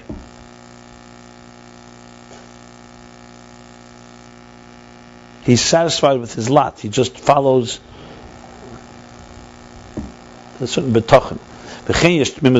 And there's also Temimus belev. There's also integrity and sincerity in the heart, or wholesomeness. Hanikra ernstkeit. It means a seriousness, a ernstkeit. Someone that takes something to heart. That's someone whose inner is like his outer. What you see is what you get. V'levave shalom, b'dover. And his heart is complete in something. It's not echad b'pechad b'lev. Someone who speaks one thing and feels another. There's a certain seamlessness. Temimus b'lev, a certain integrity through and through. V'lo yishuna le'elam, and it never changes. It's unwavering. V'lo yita li'yaminu smel, and does not waver from right to left. V'hu b'lo hispilus, and it's without excitement. It's not a whole show. It's without fanfare. Avhu tomim v'shalom. He's just simply complete. Tomim, innocent, integrity, pure, and complete, and honest. The bispilus halev shemitzad tamidas yochel yishtanes. Because when a heart is excited, when there's an excitable heart that comes from a rational place, that can constantly change. That can change. Not constantly. Yochel yishtan can change. And in parentheses, v'rak hispilus atzmi hu be'amitis mamish. Only a spilus atzmi, an excitement that's from the essence, an essential one, that's total truth. Ve'ena mishtanen, that doesn't change. No, it's not a spilus chitzeni, meaning when you see something you get excited about it, then a minute later you don't. When it's fundamental from the essence, that's a different story. What does that mean? When there's a real essential revelation. In other words, if someone experiences something fundamentally real and they get excited, that excitement does not change quickly. But if it's not real, Yishtana, it's going to change, and will be replaced, will be Yischalaf takef immediately. The same thing is also Yischal's excitement that comes from a rational place also changes. So there's a spouse that doesn't come from a rational place, but it's coming from something that's not true. He's just comparing it. In other words, things that are not fundamental and essential are subject to change, like everything in this world is subject to change. You know, you go somewhere, you're excited by this, you move a little later, you're not so excited. It's atzmi, it is. But Temimus, it's not that way. That's what he's saying here. V'atomim belev. Why is he emphasizing? Let me explain. Because if you go mamala kalam and all this is mamala kalam, and that would be without Temimus. You could have a heart that's excited about something. It could be even a good thing you're excited about. But you're in the structure of immanence. What is the transcendent? What is the makif achieving? It's adding Temimus into it. With all things coming to explain how there's a qualitative, one quality called transcendence that affects all levels differently, but it maintains always that higher quality. As I said earlier, it affecting the system, but it remains outside of the system. That's the key thing he wants to say here. In other words, even though it's diminished, it could be diminished in one state or abundant in another, but qualitatively it's the same takeif. It's that temimus. That does not shift. So a person of integrity, everything he does is going to be integrity, even if it's a small thing. So he may be investing a little energy in it, but what he does there, it's with integrity. And if it's a big thing, it's with integrity. The makif of it, the integrity is equal. Even though in Giluyim, in quantity, it's different, but quality is the same. In immanent energy, that's not the case. That's why he's making this whole thing. In immanent energy, if quantity is different, quality is also affected. Yosef HaTzadik wasn't a Tom because he relied on going to ask a favor when he was in the prison to get him out. That was the lack of betachim, what it says, yeah. The lack of being a Tom, Yosef HaTzadik, the biggest Tom.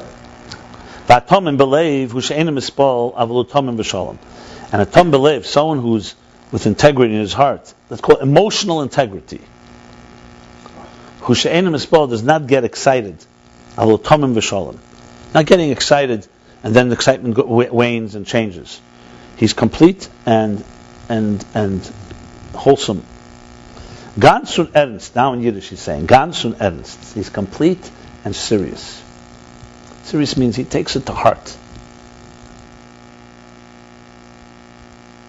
Was es art, und was art nicht. What bothers him, and what doesn't bother him, doesn't bother him. And in that, he does not fool himself and does not fool another. What bothers him, and what doesn't bother him, it doesn't change according to the weather or according to what people expect and so on. Unfortunately, we know more of the latter type. But from that, you can process of elimination, realize by contrast what we're talking about here. So what bothers him, what doesn't, it's something. The guy is a solid person. It means, I'll tell you what it means. I think it's a very simple way to understand. Nature, Elokim, Malakam, immanence, is a world of change. Change is constant. The only thing that doesn't change, the only thing that you can rely on in this world is change. The only thing that you know is unchangeable is change. Everything changes. Every second is a new second. The weather changes. We age. We don't age by year. We age every second. There's always change. If you could say, what did they say? The only thing that's certain about existence is that it's uncertain. Yeah. The only thing that's solid is that. The only thing that was that type of thing. So you could say if our lives are governed by immanent energy, then change is fine. Where do you get this type of solidity and firmness? A person says, "This is my position. I'm not changing this position." Firmness is conviction. Yeah. Like for example, Messiah's emphasis when Jews said, "This is what I believe. This is what I don't believe. And what you do, I will not change my beliefs." That's not acceptable in the material world. Haman was deeply disturbed because Mordechai would not bow to him. Today we're bowing to this. Tomorrow to that. What do you mean? Why are you Jews not bowing? This type of firm conviction, of unwavering faith, is coming from something outside of the system. Because the system is defined by movement and change.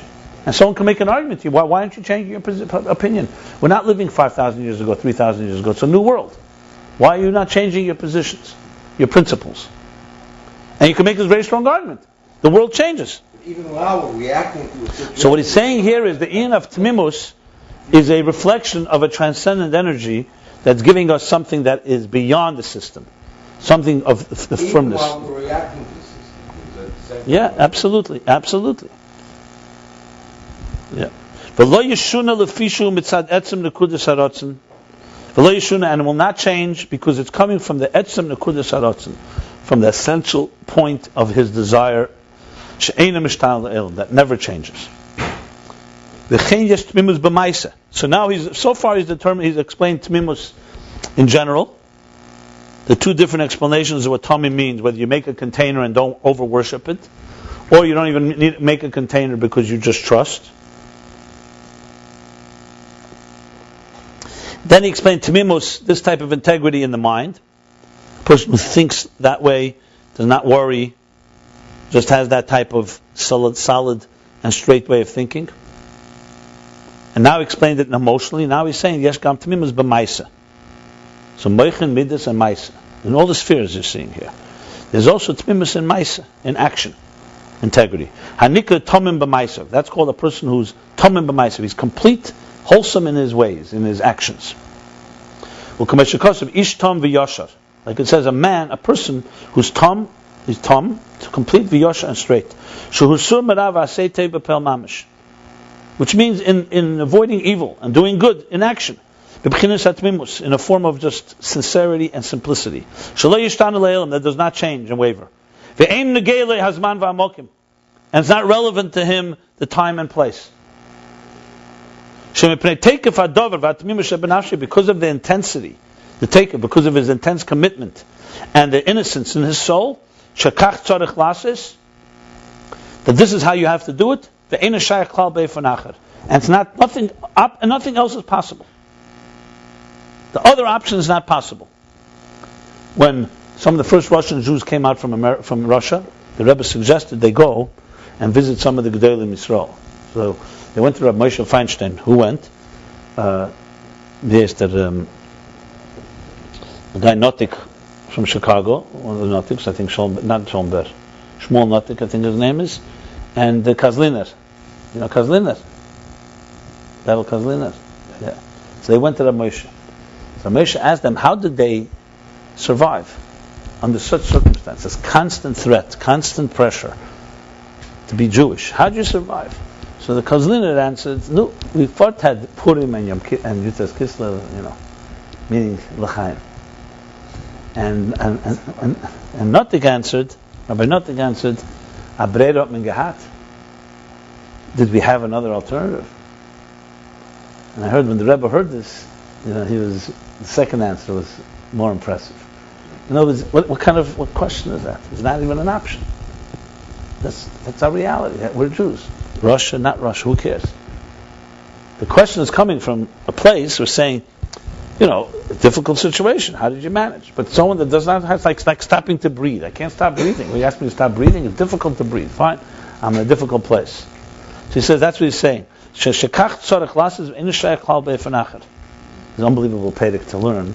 Just this pedic alone, you can learn with from Babatochen. It's unbelievable. Temimus. But here you see transcendence manifest.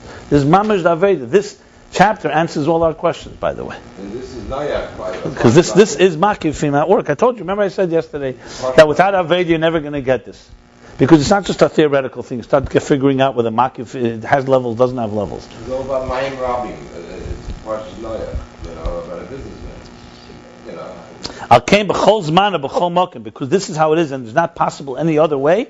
That's why in every time and every place, whatever place or time he occupies, this is what he does without any shift, without any change. And he's not afraid. That's what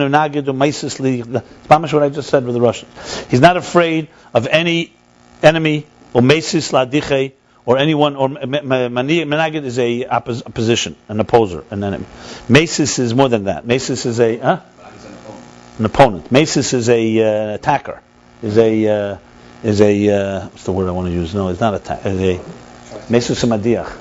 Someone who's trying to pull you away. So menagid is an opponent. Mesis is someone who's trying to instigate you. Ladiche chaz v'shalom, to push him away from his commitment.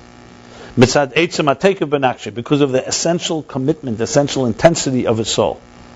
All this is Sevu Klam and Aveda. It's going even to the point it's not even considered a test for him, like he said, Abrera min gehat.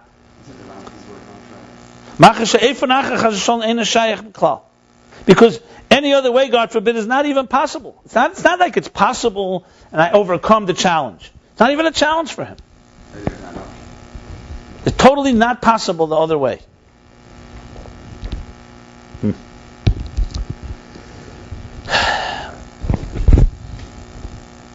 I know a person who was the son of a capo, a Nazi, a Jewish capo, and he's a cynical guy. I found out later he's who he is. And he used to always tell me, he said to me, why do you do what you're doing? What do you get? How much money are you making from it? He could not understand commitment to something, to Judaism, just because of that. It had to be a reason. So I said to him, and I'm not knowing his background, later I found out, I said to him, you're that way, so you think everyone's like you. You'll never understand someone not like yourself. Because you think, he says, what are you talking about? There's no such thing in this world. He's not doing it for some type of ulterior motive. What are you gaining from it? No. So the person, people who do not, this type of connection that's not possible another way, what do you mean? Circumstances are different. I change my principles. I'm tortured. I'm threatened. The ein ze mitzad teikif levad. In parentheses, this is not just coming because of teikif. Because of teikif would be intensity of. In other words, you could say maybe this is just akshanas. Maybe just abstinence. A person is abstinent. He doesn't want to. He's a Jew. He doesn't want to waver. He says no. It's coming because this commitment. It's not akshanas that's the root of it.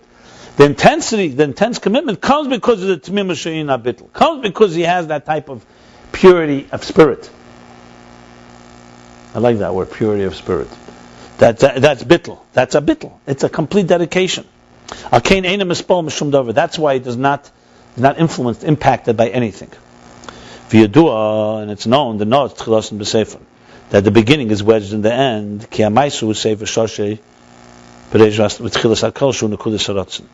That Maisa is the end, whose root is in the top, in the beginning, in the head, which is the Nekudas HaRatzon. In other words, he's saying here that the Nekudas HaRatzon of Temimus, in the essence of the soul, is wedged in the end, in action. Shuzeu Ikara Emes.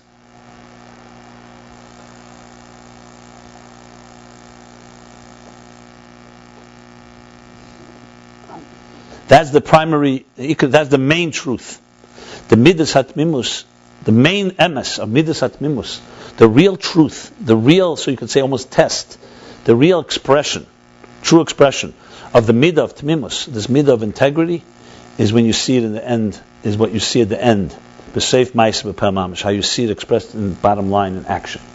In other words, the integrity of the other levels are also part of the process. But the real test is, how do you behave? Because a lot of people could say, you know what, I'll never change my vision, this and this, they wax eloquent. Comes to action, I remember someone telling me, interesting, a lawyer was telling me, if you're going to get involved in any litigation, remember two of the rules that people without experience do not know. There will be people who promise that they'll be completely behind you and they'll drop out. Just know it as a fact. There's no exception. Don't think that everybody who's excited right now is going to be with you. And two, make sure that you see it through the end. You can't stop in the middle. If you're not ready, if you don't recognize those two things, don't even enter. Interesting. Because, you know that when it gets hot in the kitchen, not everyone's going to be there with you. Even though right now everyone's yelling and screaming. And you get excited and say, yeah, let's go. And he said that's the biggest mistake that clients make. They think that now everyone's heated. When it starts coming, the war starts being fought and it starts costing money, suddenly your best friends are not they say, you're not now, come back later, that type of thing. Bottom line is, in other words, it comes down to the bottom line in action. Temimus, the Rebbe Rashab is not going to let us off the hook here. See, but take him okay. In action, but take it and intensity mebli yit klal without wavering at all. V'neida, he has in the parentheses v'neida, and it's known the emes. The word emes, Rosh Tevis, Reish Teich Seif. Emes is the Rosh Tevis, Reish Teich Seif.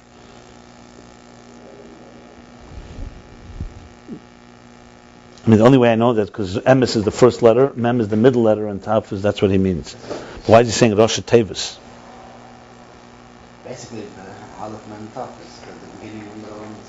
Yeah, but okay, the emes, Rosh Tevis. Okay, that's what he means.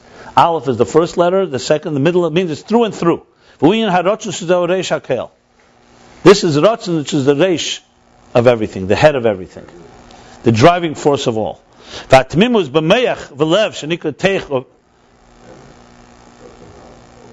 Temimus, okay, here we go. So we have now three makifim he's explaining right here. There's the makif, the general makif, Ratzon is the Reish, that the root of it all is from that inner commitment and conviction, that transcendent force inside us. There's the Temimus b'meich v'lev shenikra teich, that's the mem. There's the commitment, integrity in the mind and the heart, that's the teich, the middle. Temimus b'maisa shenikra saf, that's emes. So when we say ikra emes, the midas Temimus, the emes is when it's through and through. I thought it was something to do with Maisa. Because before that's what he explained it. No, he explained it. He said meich and midas. He said meich and lev, then maisa. Then he said Maisa. Yes, so meich, lev, and maisa, and starts with rotzen. So rotzen, meich, lev, and maisa. What's the problem? Yeah. V'akol emes be'etzem nekudas harotzen b'chol hakech zat seif ha'maisa. And it's all true in the sense of that truth and integrity. They're all truth from the nekuda, from this point of desire from the source, through all the faculties till the end. Ve'efsher, that's like the ksarim mishtalshlim zemezeh.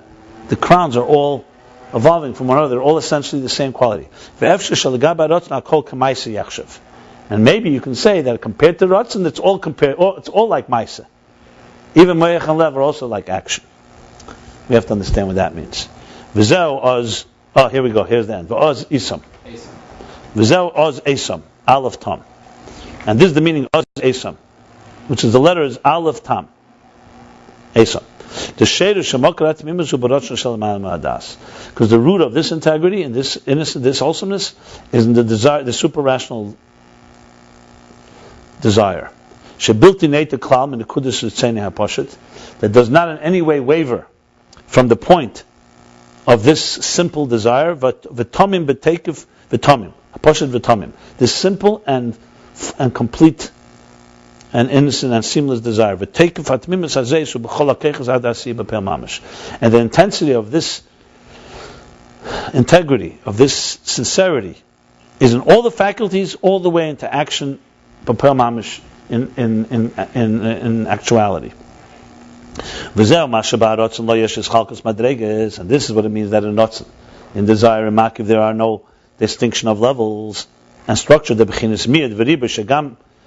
the levels of more and less in quantity. There's no distinctions, even though there's more miyut and ribu, even though there's a he's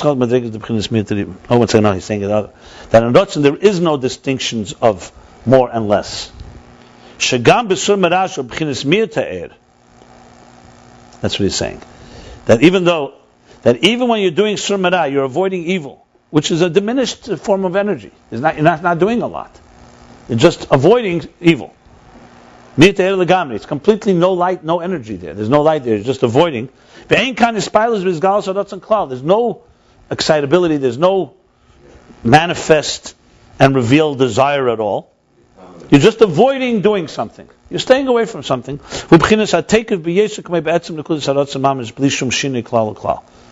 It has the same intensity, that type of integrity that is invested in it.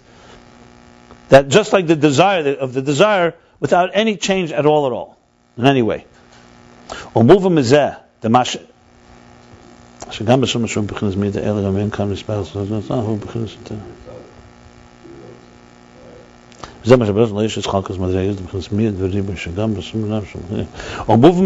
understand from this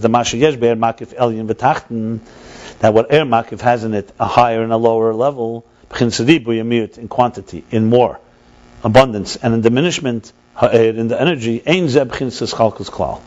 That's not true. That's not at all distinctions and structure.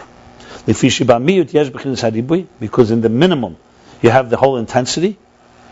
It has all the intensity that's there, even in an abundant energy, which you don't have in immanent. In the immanent, you don't have this type of quality control, this type of consistent quality. But you still call it intensity, even though it could be less. Well, b'chlolis in parentheses he adds, in general, hu b'chinas helam. In general, it's a state of concealment. In general, this makiv state is in a form of concealment, and the way it's concealed, it's equal everywhere. And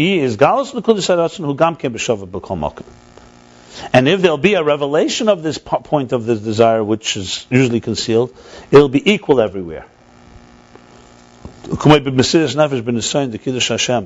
when someone gives their life in the test of sanctifying God's name. The revelation is in avoiding evil, the full intensity of revelation, in actual giving of your life to sanctify God's name. That's coming specifically, and not only because of the essential point of desire that's higher than the actual. That's revealed rather in the avoiding of the evil in action.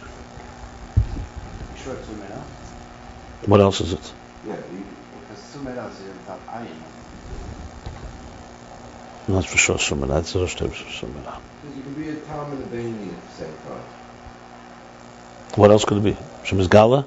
B'seif Maisa. You're right. B'seif Maisa, not Sumera. B'seif Maisa, B'pel Mamish. Yeah, my mistake. B'seif Maisa. So in the action, in the simple action, is revealed that full intensity, even more than it is in the higher levels, what he says before. Where is that? Esam?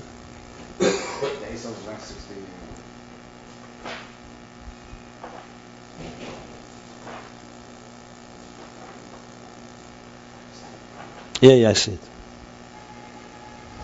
Mm-hmm. Okay. Should I finish the mimer already? Might as well. Let me finish the mimer. So bottom line is, he's established something that is beyond any shinuyim, that's the transcendence. According to the above view of Mashkas Besukkas Teishvu, we'll understand what it says Besukkas Teishvu. Because now what it said that what Avram said to the Melech Vishanu, that you shall rest, you shall dwell, you shall relax under the tree. Now this tree is the lean. This is the Ilana Dechaya. It's going to about the tree of life. The tree of life. It's either level of Zah, which is the Midas, or in Zah itself, Teferes more specifically. That means that Avram transmitted to them a transcendent energy, because the comprehension of angels on their own is only from the reflection of Malchus. Like it says, that we will sing your Iranenu, we will sing Tzidkoscha, your charities, your kindness. That's Malchus. And Avram, by telling them to rest, to lean against the tree, he was transmitting to them a transcendent energy from Zah, that's higher than Malchus. Compared to Malchus, Zah is Makif. And a reward of this, Nasan Laban of Mitzvah Sukkah, was given to his children the Mitzvah of Sukkah. Because the trees are Makif over the person. Yeah. Like trees are Makif, exactly. Teishvu. Like it says, in Sukkahs you shall dwell. And this is higher, a higher level than the tree of life that he gave them. Because for angels, the tree of life is a makif. But compared to souls, the tree of life is pnimi, is immanent energy. Like it says, a human being is the tree of the field. That the tree of life, that is the level of Adam, which is immanent energy. But a sukkah is actual, really, literally transcendent energy, not just relatively speaking. 1 second. That's why that's why someone who builds his sukkah under a tree, psula, it's not kosher. It's posel. How do you say posel? It's invalid. The teiv lachs is b'havaya b'chinesev k'lam canal, because it's better to rely on God, which is sev k'lam, not a tree. A tree is mamala k'lam. So to build a sukkah under a tree, you have to rest under heaven, under God, not under a tree. A tree is part of the structure. Relative to angels, the tree is a makif. But relative to neshamas, you need to have actual sukkah under heaven. Shazal b'chinas sukkah. That's the level of a sukkah. Omnam inyan b'sukkahs teishvu. Now, however, the inyan of sukkahs teishvu, to dwell in sukkah is sham makif yeh b'chinas gili. Dwell in a sukkah means that the makif should radiate in a revealed way. That means that through the preparation of Rosh Hashanah Yom Kippur, show inyan hatshuva, which is the inyan of tshuva of return. That through that you transmit the transcendence and that should radiate in a very revealed way. What it says, Kol Ezrach B'Yisrael, every citizen of Israel. What's Ezrach? Right.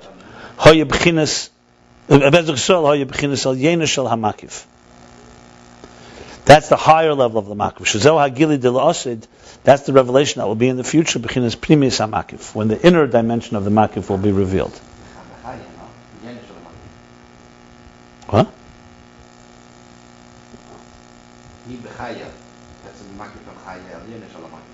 Bechinas al Yena Shal HaMakif. Well, what chaya? Where's something chaya come? No.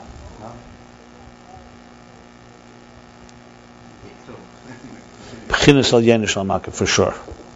So that's a bechinas primis HaMakif. Zeh called Ezra B'Yisrael. This is called Ezra. The word Ezra comes from Masha Yazriach La'asid, from the word shining. That it will shine in the future in the souls of Israel. So that's what it says. Kol Ezra B'Yisrael Yeshvu Basukas.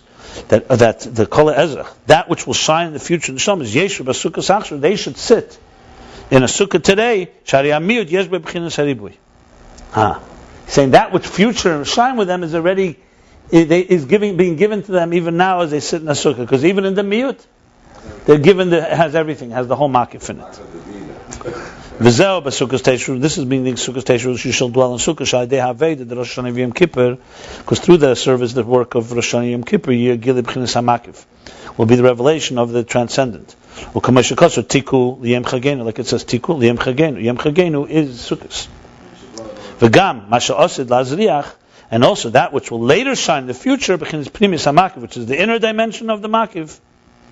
She'il Osid, which will be in the future, which in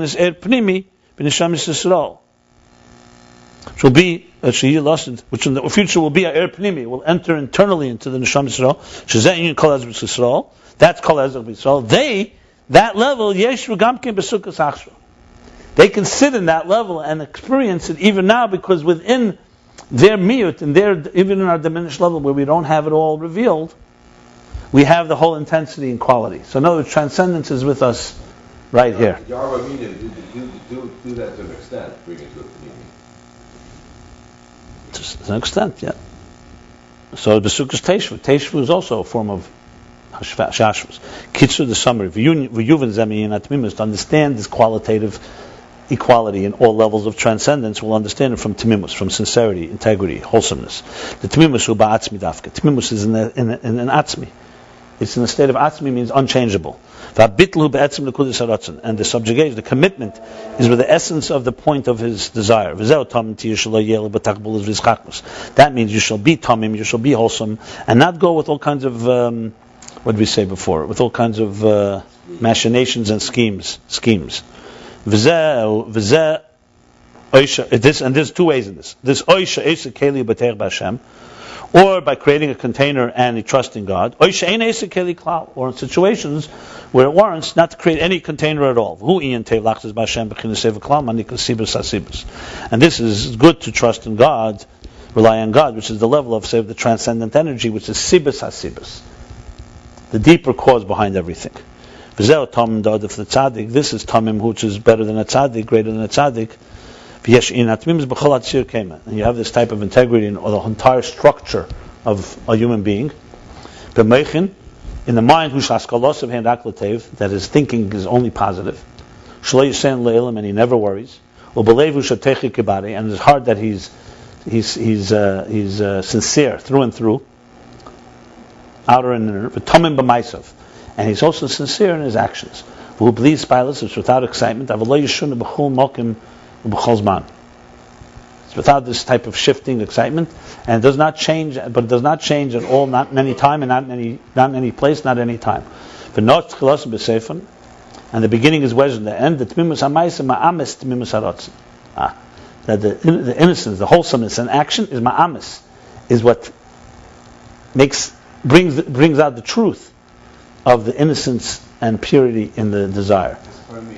Without isam, aleph tam. That's aleph tam. Okay, the aleph. Yeah, you say aleph tam. Yeah, that's also correct, right? It's also emes. Yeah, I didn't say that specifically, but okay. V'zeu emes shava b'reish teich, and that's where the word emes, truth, that it's equal in the beginning to the middle through the end. That means that the quantitative diminishment or abundance in the revelation is not a structural difference and no distinctions in the Er Makif.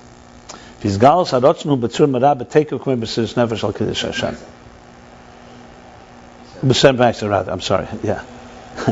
And the revelation of desire is in the Seif Ma'aser, in the intensity, like when we see in Mesiras Nefesh, when a person actually gives his life for sanctifying God's name. And with this one, understand what it says, Besukas Teishvu, B'schus, in the merit of Yishanu Tachas Eitz, of them resting, leaning under the tree. Eitz HaChaim Mechinas B'mal Kalam, the tree of life is immanent energy. Avram Himshecher Makif, Avram transmitted transcendent energy. L'chein Tachas Eitz Psula D'Tev Lachzes B'Hashem, and that's why building a sukkah under a tree for neshamas, that's possible. Because they have to reach to God beyond the immanent. The Teishvu, who sheyer b'pnimius, Teishvu means it should radiate internally. V'kol ha'ezach b'Yisrael, hu b'chinas primis ha'makiv sheyer lasid. And kol ha'ezach means is what is referring to what will radiate, the inner dimension of the makiv, that which will radiate in the future. And now yeshvu b'sukkos, that even now we have that also, because the makiv has that, even in its diminished state, it has all of it. Okay, we'll stop here. The end of Discourse 21, chapter 82, which we covered was from page 155 through 150.